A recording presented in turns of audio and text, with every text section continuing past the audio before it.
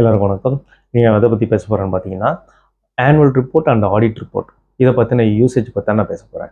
இப்போ ஆனுவல் ரிப்போர்ட்னு எடுத்துட்டீங்க அப்படின்னா ஒன்றும் கிடையாது. நீங்கள் பண்ண இந்த ஒரு வருஷத்தில் நீங்கள் என்னென்ன ஆக்டிவிட்டி நீங்கள் செஞ்சுருக்கீங்களோ அதோட எவிடன்ஸ்லாம் மென்ஷன் பண்ணி, அதோட ஃபோட்டோஸ் ஒரு மினிமம் ஒரு 5லேருந்து ஒரு 10 ஃபோட்டோஸாவது மென்ஷன் பண்ணி, அதோட எக்ஸ்பென்ஸ் ஆன எவ்வளோ அமௌண்ட் ஆச்சுன்றதை அமௌண்ட்டை மென்ஷன் பண்ணி, எந்த டேட்டில் பண்ணீங்க, என்னென்ன செஞ்சுருக்கீங்கன்றதை எலாபரேட் பண்ணுறது தான் ஆனுவல் ரிப்போர்ட். இது வந்து த்ரூ அவுட் அந்த 1 இயருக்கு உண்டான ஒரு ஸ்டேட்மெண்ட் மாதிரி வச்சிங்களேன், வித் ஃபோட்டோஸோடு நீங்கள் மென்ஷன் பண்ணணும். இதுதான் ஆனுவல் ரிப்போர்ட்.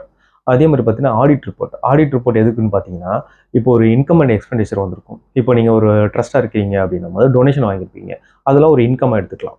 இப்போ இந்த இன்கம்மை வந்து நீங்கள் எக்ஸ்பென்ஸ் செலவு பண்ணியிருக்கீங்க, எதுக்கு செலவு பண்ணியிருக்கீங்கன்றது டீட்டெயில்டு ரிப்போர்ட் நம்மளுக்கு தேவை.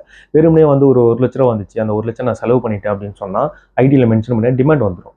எதுக்காக செலவு பண்ணீங்கன்னு கேள்வி வரும்ல. அதுக்காக தான் நீங்கள் ஆடிட் ரிப்போர்ட் பண்ணணும். ஆடிட் ரிப்போர்ட் பண்ணிவிட்டு இந்த விஷயத்துக்காகலாம் நாங்கள் டொனேஷன் கலெக்ட் பண்ணோம், இந்த விஷயத்துக்காக நாங்கள் இந்த எக்ஸ்பென்ஸ் எல்லாம் பண்ணியிருக்கோம் அப்படின்றத ஒரு ஆடிட்டர்கிட்ட ப்ராப்பராக சைன் வாங்கி யூடிஐ நம்பர் மென்ஷன் பண்ணி அதுக்கப்புறம் தான் நீங்கள் ஐடிஆர் பண்ணணும். ஸோ அதே மாதிரி இந்த ஆடிட் அண்ட் ஆனுவல் ரிப்போர்ட் ரெண்டுமே மேட்ச் ஆகணும்.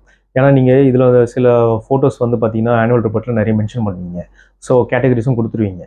ஸோ ஃபுட் டிஸ்ட்ரிபியூட் பண்ணோம், நாங்கள் பிளட் கேம்ப் நடத்துகிறோம் அப்படின்ற நிறைய கேட்டகரிஸ் கொடுத்துருப்பீங்க. இதெல்லாம் வந்து ஆடிட் ரிப்போர்ட்லேயுமே ரெஃப்ளெக்ட் ஆகணும். ஸோ ஆடிட் ரிப்போர்ட்டில் ஒரு மாதிரியும் ஆனுவல் ரிப்போர்ட்லேயும் ஒரு மாதிரியும் நீங்கள் வச்சுருந்தீங்க அப்படின்னா நிறைய ரிஜெக்ஷன்ஸை நீங்கள் ஃபேஸ் பண்ணுவீங்க. இன்க்ளூடிங் எஃப்சிஆர் கூட ரிஜெக்ஷன் ஆக வாய்ப்பு இருக்குது. ப்ளஸ் பார்த்தீங்கன்னா உங்கள் 1280Gக்குமே ப்ராப்ளம் வரதுக்கான வாய்ப்பு இருக்குது.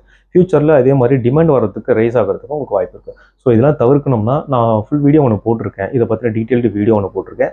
அந்த வீடியோட லிங்க் பார்த்தீங்கன்னா டிஸ்கிரிப்ஷனில் தரேன், பார்த்து தெரிஞ்சு